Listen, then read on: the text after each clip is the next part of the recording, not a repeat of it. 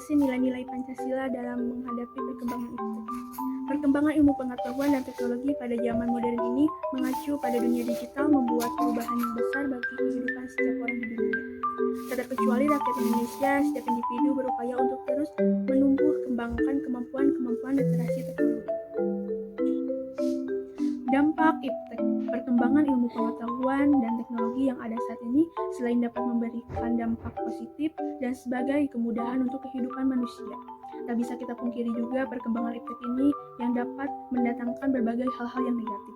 Oleh karena itu, IPTEK perlu menyesuaikan dan mempertimbangkan nilai-nilai ideologi bangsa dalam mengembangkan baik dari aspek nilai agama maupun budaya. Semua haruslah relevan dan senantiasa mengacu pada nilai-nilai luar bangsa agar tidak merugikan manusia dan merusak sendi-sendi kehidupan bangsa. Kasus bullying. Kasus bullying dianggap sebagai pelanggaran sila kedua karena hak dan martabat seseorang tidak dihargai, yang dimana seseorang individu diperlakukan tidak setara karena individu itu menganggap dirinya lebih baik dalam segi hal tertentu. Individu tersebut bersikap sewenang-wenang dan tidak adanya perilaku saling mengasihi antara sesama. Seperti contoh kasus pada Aba, seorang siswa kelas 11 SMA 90 Jakarta, diduga menjadi korban bully oleh sejumlah kakak kelasnya. Bahkan, Aba mengalami luka-luka di bagian bibir hingga memar di bagian pelipis. Lapangan di kawasan Bintaro menjadi saksi bisu aksi kekerasan yang terjadi di SMA 90 Jakarta. Salah satu siswa dipaksa buka baju push up, lari dan ditampar. Dibawa kakak kelas dari parkiran ke daerah Bintaro, di sana disuruh push up, buka baju dan lari. Di sana juga disuruh sulit yang kalah ditampar dengan keras, kira-kira dari zuhur sampai asar, kata Aba.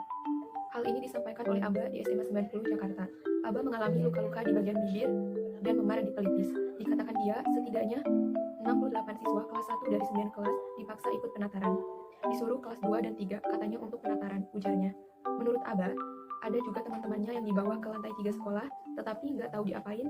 Biasanya jam-jam istirahat, dengar dari anak-anak cuma dikasih tahu, anak kelas 1 parkir di belakang, ujar Aba. Setidaknya ada 31 siswa yang terlibat. Akhirnya, sekolah memutuskan untuk men-skor siswanya yang terlibat bullying selama 5 hari. Para senior menandatangani surat perjanjian di atas materai agar tidak mengulangi perbuatannya.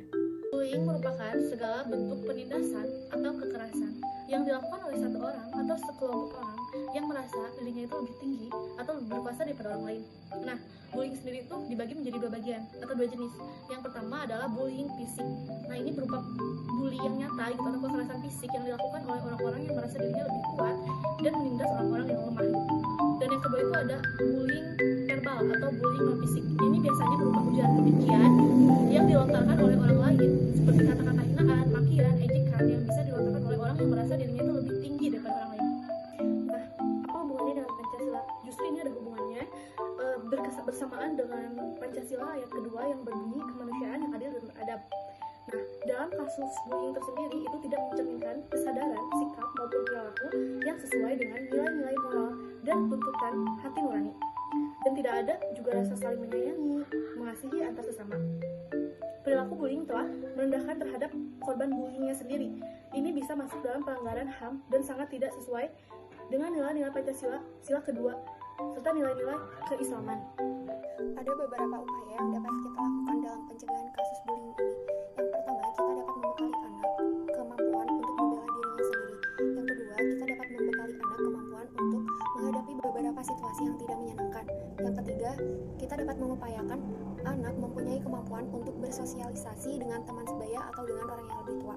Yang keempat, kita dapat memberitahukan anak kemana dia bisa melapor dan meminta pertolongan atas kekerasan yang ia alami. Peran Pancasila. 1. Sebagai filtrasi.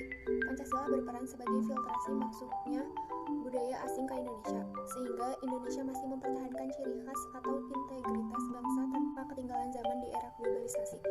Kedua, sebagai tolak ukur.